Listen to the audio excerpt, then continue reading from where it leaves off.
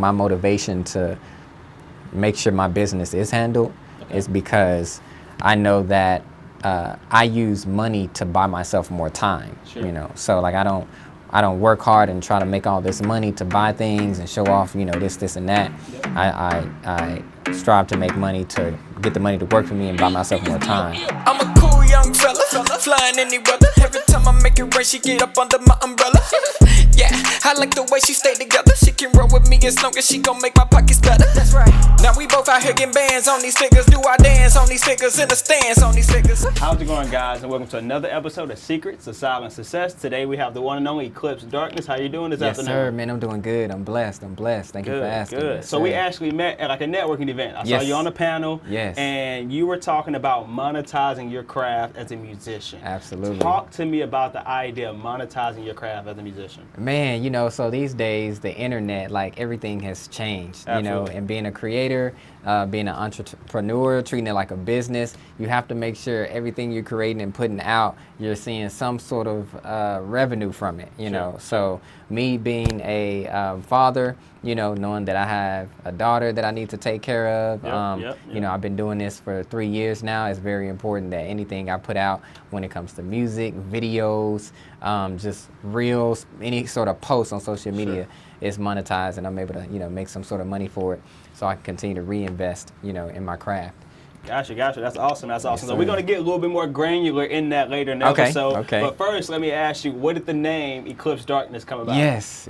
So the name came about, I attended an arts magnet school in elementary and also in middle school and high school, but it came about in elementary and middle school era.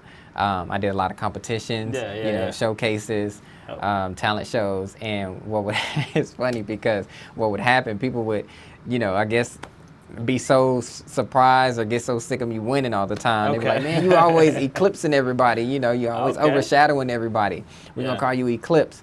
And I was like, that has a ring to it. I actually like it, And so that's how I came about the name Eclipse, and it's just been that way ever since. Got it. Yeah. So you talked about being in talent shows, doing different shows. One of the things that you did early on was you tried out for America's Got Talent. Yes. You were on there freestyling. Tell me how that went about. Tell me about the courage that it took to be able to get up on that stage. That's a big thing, right? Yeah. So just tell me a little bit about that experience and the courage it took to pursue that. Yeah, it was an amazing experience. Sure. And I tell people all the time I still get nervous, like whether it's a small crowd, big crowd, whatever crowd size, it doesn't matter. Performing and getting on stage, I still get nervous. So I remember, before Nick Cannon introduced me, to walk out on stage, I was back there like, oh man, this is it, in front of millions of viewers, I'm about to do it. And went out there, and once I started talking to the judges, and got the crowd engaged, the nerves went away, and I just blew it out the water, man. Had an amazing time.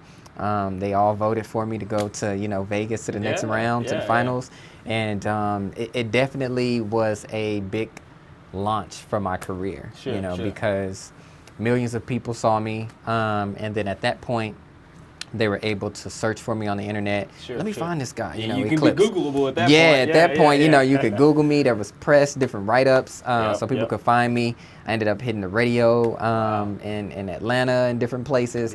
So it was just a remarkable, experience, and like I enjoyed every minute of it, to the fullest. So one of the things that you talked about was being nervous. You talk about even now, no matter if it's 100 people or 10 people, you get some nerves. How do you continue to persevere and go on stage and perform your best, even though those nerves and those thoughts are in your head?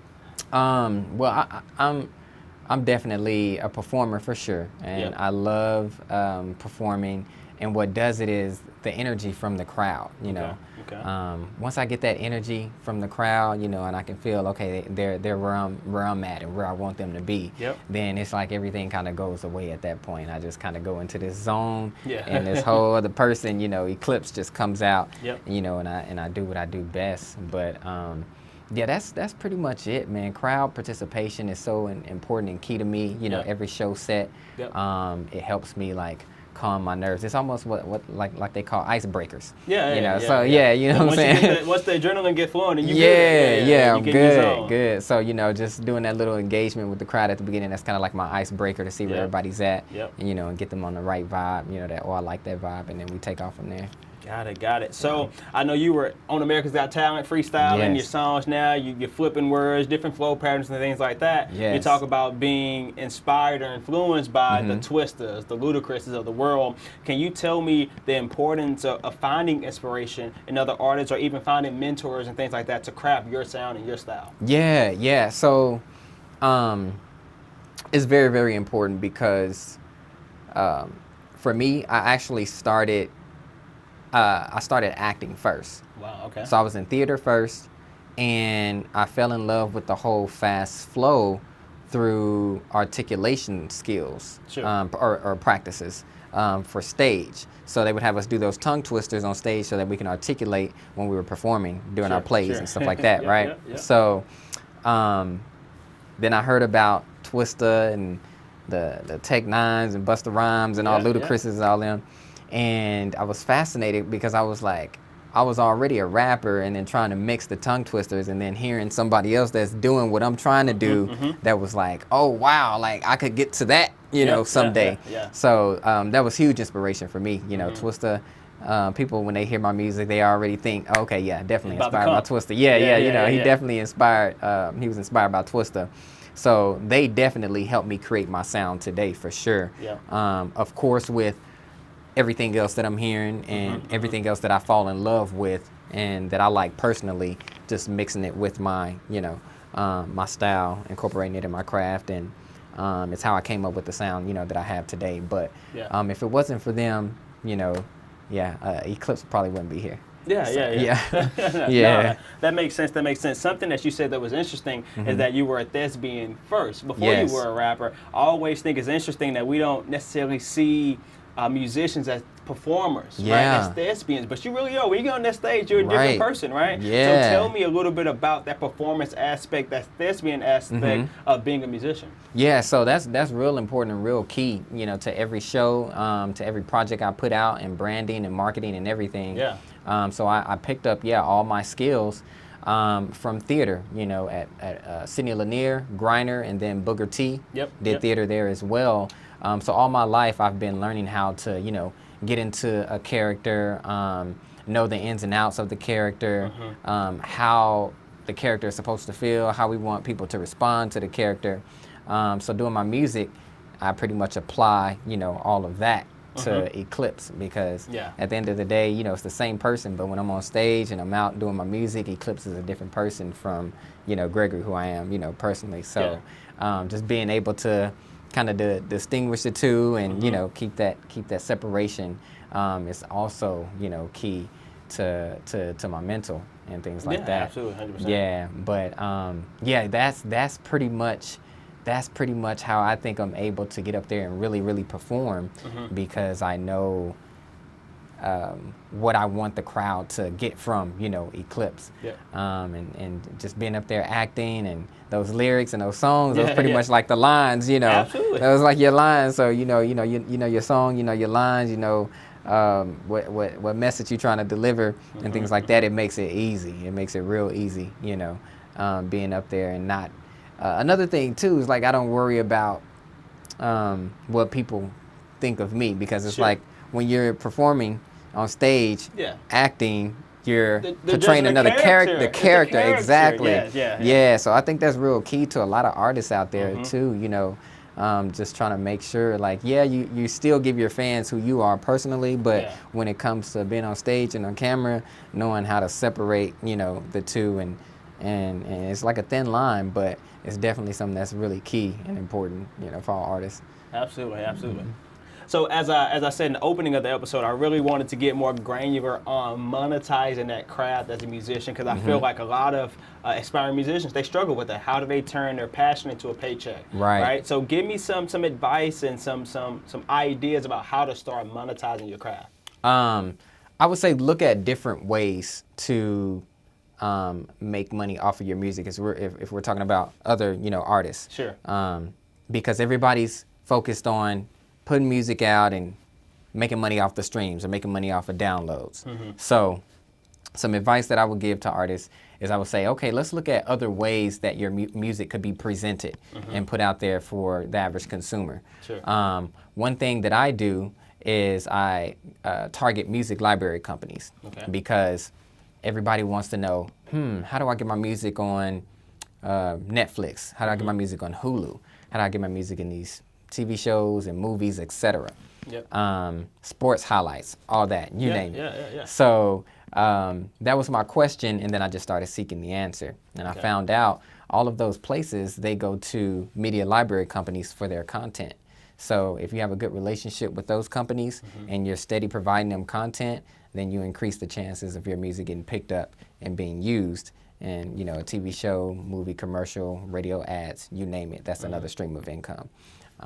So another thing too, Instagram, they pay to post reels now. So they pay me to post reels, can make up to $1,200 a month just posting content. So creating content, posting that is definitely another way to bring in income. Another thing I do too is I write for others. Write for other artists, collaborating, selling songs, selling hooks, you name it. Doing features, of course, as well. And then also one thing too, a lot of people don't know is that I started an e-commerce. E-commerce company. The different streams. I started an e-commerce company and I did drop shipping. That was the first thing I did when I quit my job. And I just applied my advertising, skills to my own business that I was doing for others. And another way I would get my music out there is I had a winning product, waterproof earbuds, right? And I was making a killing. I made like $30,000 in 3 months just selling waterproof earbuds. So you can create ads and put your music in the ads too, right? So you're reaching hundreds of thousands, millions of people. They're buying this product, but they're also hearing, your song, your music. Some little vertical integration. I got the ad, my product, and then I got my music on my ad. Right. So, no matter what, people are constantly hearing it, and that's just the way to get, and drive home a product or drive home your music. It's just that repetition and programming, constantly feeding people, the music and the brand. So that was just another little crazy way that I did it. You know what I'm saying? But it works. Not crazy if it works. No, facts. Because I was making money off selling the product and, people hearing the music and then looking for the song and then jamming the song as well, adding it to their playlist. So, man, there's so many different ways. Those are the main ways that I, share nowadays. And I go around and help different companies with their music departments and helping them with putting together a team and a system in order to pitch their albums and music for sync placements. Got you. So that sounds very business oriented. You're talking about putting together pitches and consulting for music placements, right? A lot of times for creators, but musicians especially, it's more of a passion for them, right? I want to get out what's on my heart, what's what I've been thinking about. It's a mode of therapy. What do you say to those musicians who are using music as that outlet, who want to maybe transition to monetization? Or like, what's your thought process? Because maybe when you started off music, it might not have been an entrepreneurial mindset. It might have been a, hey, I'm getting my thoughts out there. How do you make that shift? Yeah, that's a good question. That's a hard one. What really did it for me was the opportunities that were coming up. When I was leaving my corporate job, at the time, during that same time period, Sprite reached out to me. And it gave me that stamp like, yo, wait a minute, this big brand is reaching out to me, and they discovered me through the fans.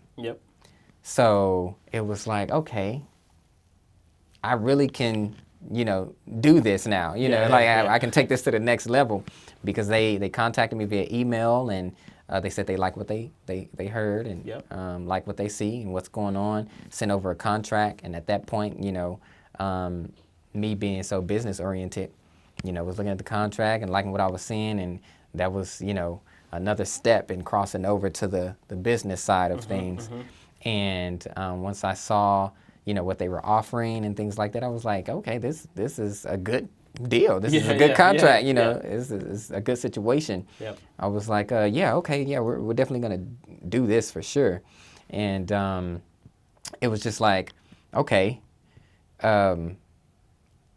I think I can do this now and take my career to the next level, instead of just putting music out for the fans and just for me. It's like now I got big corporations who really want clients now, who really want to help take things to the next level. Yeah. So it's just really like a matter of once you get that taste of, okay, I can make some real money from this by getting, sponsored or becoming an ambassador working with a corporation like Coca-Cola, that kind of helps you transition from, okay, I'm not just putting out music just to be putting out music anymore. It turns into you creating intentionally, so strategy behind it. Right. So it's like now I still create and put music out, but now I'm very intentional about it, because working with the music library companies, they may say, hey, Eclipse, do you have any high energy hip hop that we could use for sports reels? And I say, okay, have some of that. Or if I don't, I can make it for you. When do you need it? So it's like, once you start getting involved in that definitely helps with the transition too. Because at that point, you're handling your own business. They're asking you for, these types of records. You're going to put them together, and then they're going to send you the contract and see if you agree with what the advance they want to pay you, and then, the 50% on the splits, making sure you're getting a good deal with that. And then also if somebody else decides to want to buy it out from them, that they're supposed to pay you more. So those sort of compound effect. So those sorts of things, to be honest, help with that transition. From just putting music out and just doing it, for fun. It's still fun, don't get me wrong. But crossing over into the business part, and you're handling, the business for your music. So that's pretty much what'll do it. It's interesting that you had mentioned Ludacris earlier, because I know Ludacris kind of started with those placements too. He was on Madden 2000 or something like that. The games before it rolled out and all of his biggest hits. So you mentioned about being an ambassador for Sprite. Obviously, you see the logo. Yes, sir. Tell me about that experience of being an ambassador with Sprite. What does that look like? Oh man, it's great. I love it. It's crazy. Before COVID, of course, slowed a lot of things down. Slowed a lot of things down, but right before, they were having us at shows like the BET Awards, having artists perform at different, events, red carpet, different interviews, podcasts, things like that. So since then, since we had to kind of slow down on travel and moving around due to COVID, we've been very creative with still being active, working with Sprite. So they've used my music for different ads. We've shot different series and shows with Pigeons and Planes and Complex magazine. What else? Different ad campaigns. We just shot a commercial. Now we're waiting on the approval, from the top to do a major campaign with it. So, but it's been great, man. It's been great. I love those guys. I love how authentic and genuine they are about everything, and their movement too when it comes to supporting Black creatives. They're really genuine about that, and they didn't just hop on a bandwagon or anything like others, during those crazy times. In 2020.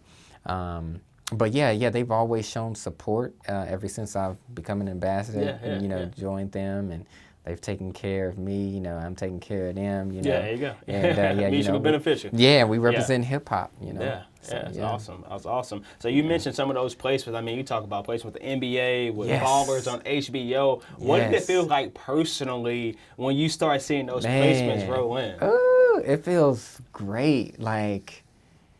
Because I just remember growing up, and watching shows and hearing music and playing games and hearing songs and man, I want to do this one day, I want to hear my music, on these shows and radio and games.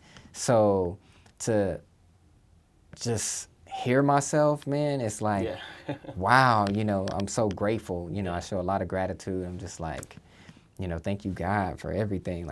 I'm blessed. And it's even more remarkable watching cartoons with my daughter. It's happened twice. We're just sitting up watching cartoons, and a song comes on, and she knows it. Daddy, that's you. Wow. You know, it's Yeah, like, wow, that's awesome. crazy. Yeah.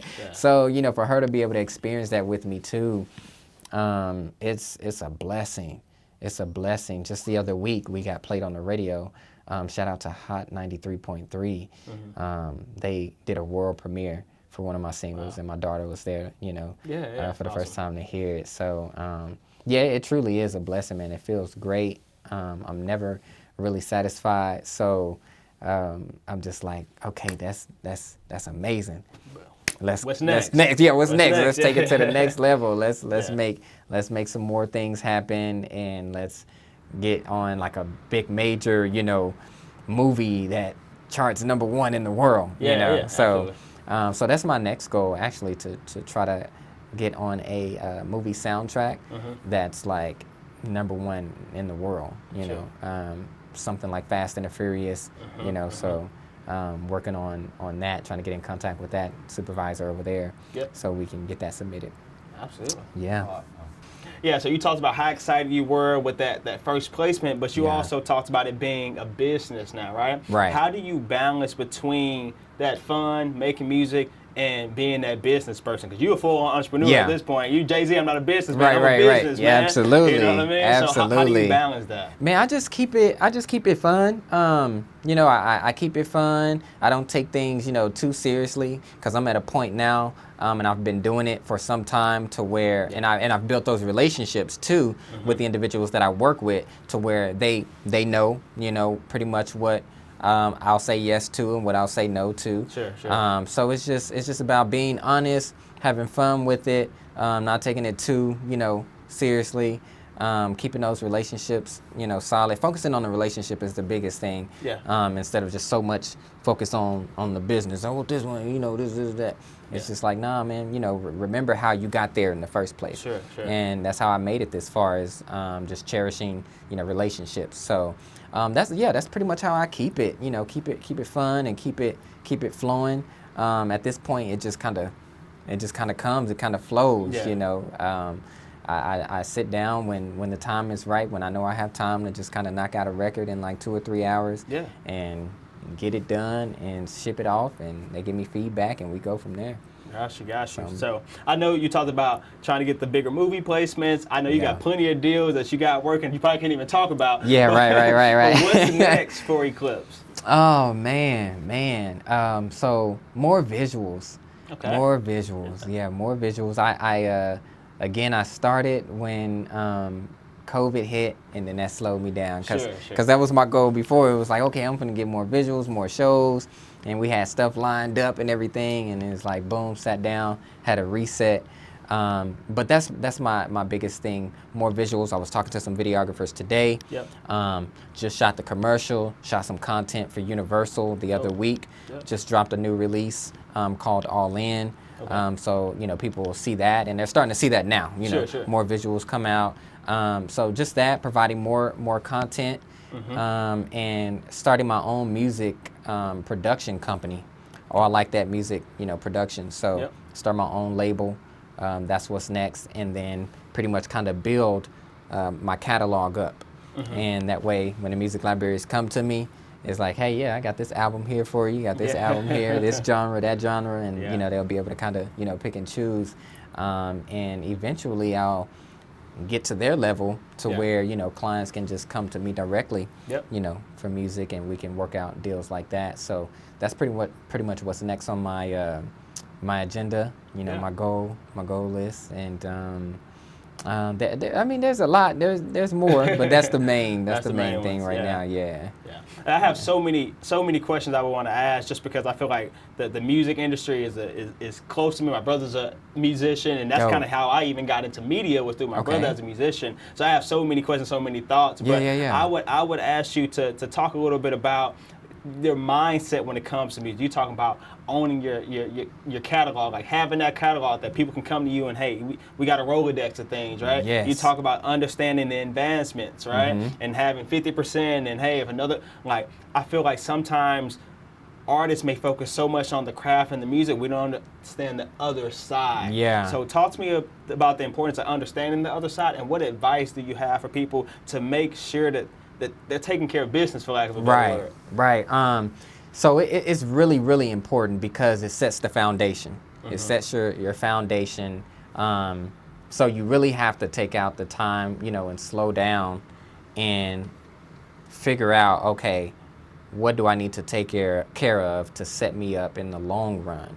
Okay. So, business is key. The biggest thing that I would tell artists is to make sure that you have your registration information.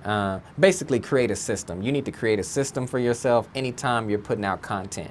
If you can get that system in place, then it's going to be easy for you moving forward. So for example, you create a song, you're putting out some product, right? And that song could go anywhere in the world, right? But if you don't take care of the registration with a pro like BMI or ASCAP, right, and take care of the splits, then you're going to be leaving money on the table. Yeah. So there's going to be money out there unclaimed, and you won't be able to get that money to reinvest in yourself. So slowing down and really looking at all of that, copyrights and stuff like that, edifying yourself on publishing, songwriter, composer, agreements, all of that stuff is key, so it's just like if you're really serious about it and want to treat it like a business, I tell people, slow down, take your time, look over that stuff. Your music ain't going nowhere. You're the talent being able to create, that's not going anywhere, know. So like give yourself a month or a couple of weeks or whatever you need, to edify yourself, on your business, and that'll help you make better and smarter moves, but yeah, man, like that's number one, because I tell artists I won't even do a song with anybody if they're not registered. Like if you don't have a BMI or ASCAP, I won't do a song with you because it just doesn't help. It doesn't help anyone at that point. And I'm real big on time, so that's pretty much like my motivation to make sure my business is handled. Is because I know that I use money to buy myself more time. So like I don't work hard and try to make all this money to buy things and show off, this and that. I strive to make money to get the money to work for me and buy myself more time. So that's what I try to get people to understand. Anybody who follows me and my fans, they pretty much know that, because I try to communicate that 24/7.